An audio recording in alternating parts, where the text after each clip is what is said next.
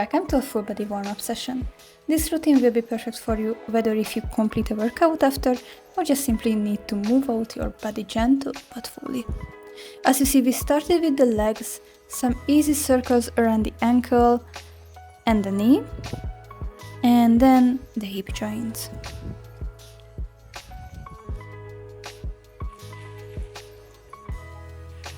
Be sure you move them around slowly, especially if you experience muscle soreness. Try to use a full range of motion, but don't make it painful. So if your move's not similar to mine, that's okay. I'm practicing this a very long time, so don't compare yourself to me. Just keep practice, and in 2-3 weeks you already will feel some improvement, and in a few months you will see much more progress. When you complete it with one leg, let's repeat all with the other as well. Start with the ankle, followed by the knee, and then the hip movements.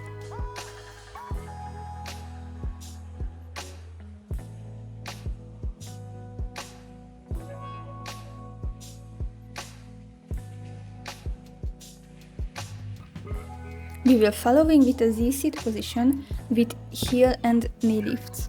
These moves are great to increase some mobility and work with the deeper muscles, but let me highlight that this is not a mobility routine, but a dynamic warm-up, and you can perform the moves with wider range of motion if your body more mobile. A mobility routine would look like way more slowly. We would use the full scar movements, but I will explain this a little later on in another video.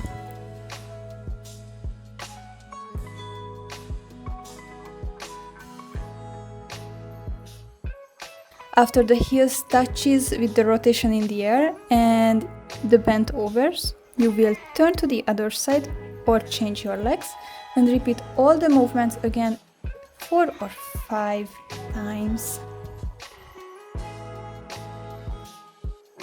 If you cannot perform fully the moves that I'm showing you, that's okay. Keep practice with that you have. I didn't start with this movement either, so be patient. Practice makes such a great progress. You might feel some muscle cramp. If so, you can stop, massage it out a little and continue where you stopped it.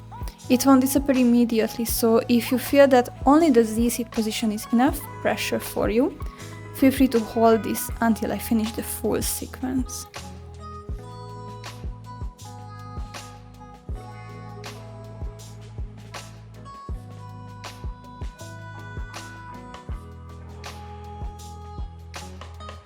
Amazing.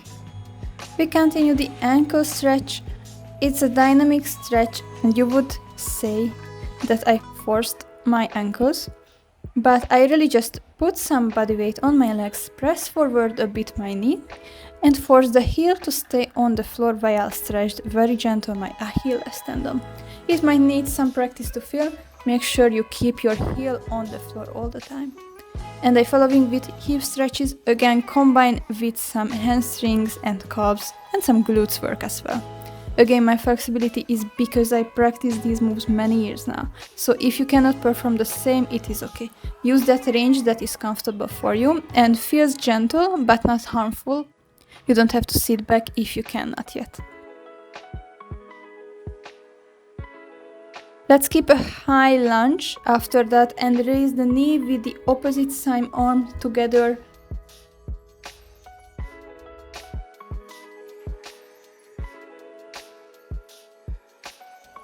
Following with, well, I don't have an exact name for this movement yet, so let's just call the shoulder runs with hip drops.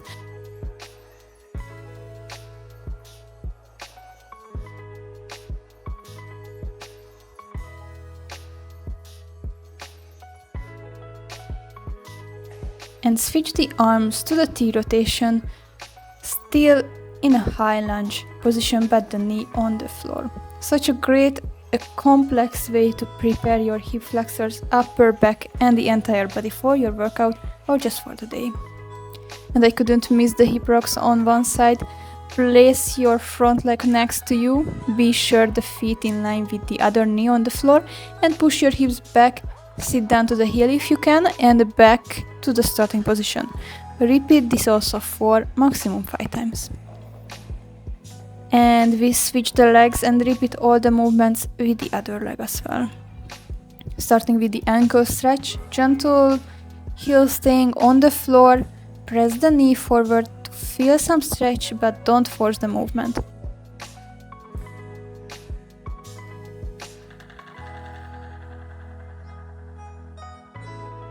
Hip flexor and the back muscle line stretching after. Keep your core engaged as much as you can. Don't force your lower back. You have to feel your hip flexors to stretch here.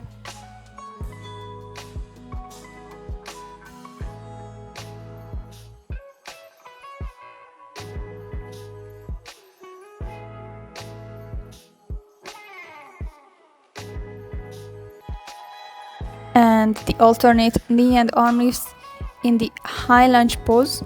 Keep in the air a short second every time you lift them up. Keep engaged the core, breathe in and then breathe out. Take it easy and gentle. Let's repeat again the shoulder ends with the hip drops and the full range of motion with the shoulders.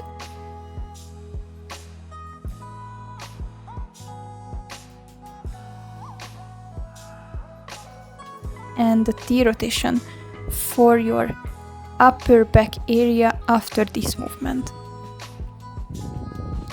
You can touch the shoulder to your knees. With that, you will help yourself a little bit to keep the balance.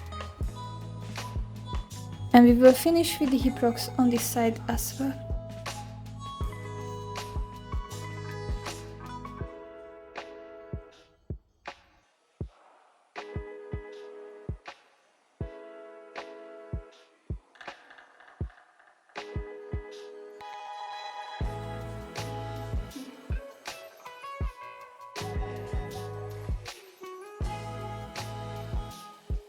The next is a modified bent-legged downward-facing dog lift from the floor.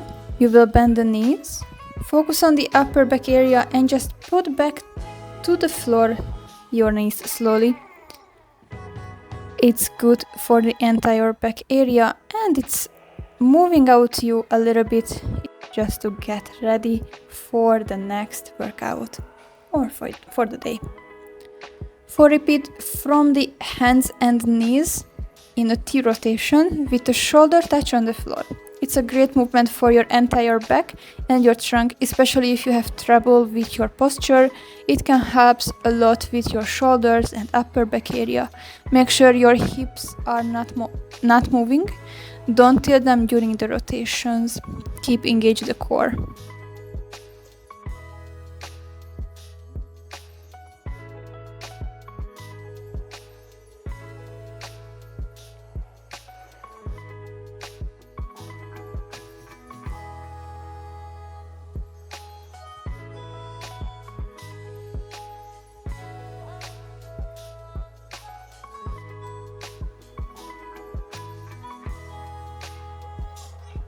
Let's repeat a downward dog lift, but this time try to keep the knees straight.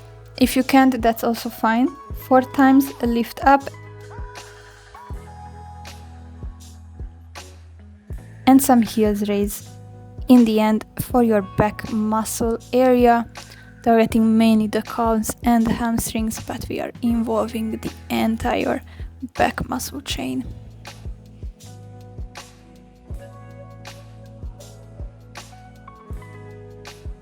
Maybe a bit advanced transition from the downward facing dog position into scorpions, so feel free to skip this and just lay down to the floor on your belly and finish this routine with a nice gentle scorpion stretching. Its focus is on your shoulders mainly, and if you can reach the floor with your feet, you will involve a bit more hip stretching. If you cannot reach the floor with your legs, that's also fine. Remember, with practice you will make a progress. And I hope you enjoyed these 10 minutes. Let me know in the comment section if you would add something to it, and enjoy the rest of your day.